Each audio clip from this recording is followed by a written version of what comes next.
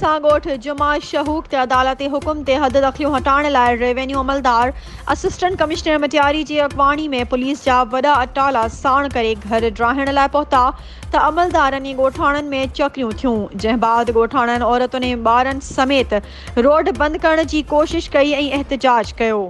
एहतजाज कंदड़ ॻोठाणनि ग़ुलाम मोहम्मद मंगणहार, अदलो फैज़ अली, बगन फ़कीर ऐं ॿियनि जो चवणु हुयो त बशीर कलियार असांजी ज़मीननि खे ख़रीद करण जी दावा करे असांखे बेघर करणु चाहे थो। असां हिते केतिरनि ई सालनि खां ॻोठ आबाद करे वेठल आहियूं। असां 1983 खां हिते वेठल ऐं आबाद आहियूं, जंहिंजी लिखत पिणु असां वटि मौजूदु आहे। बशीर कलियार घरनि ते कब्ज़ो करणु चाहे थो।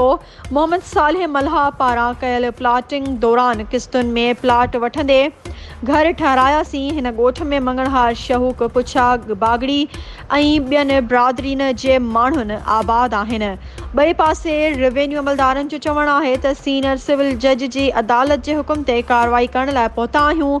मक़ामी ज़मींदार पारां ज़मीन ते कब्ज़े बाबति सिविल कोर्ट मटियारी में दरख़्वास्त दाख़िल आहे।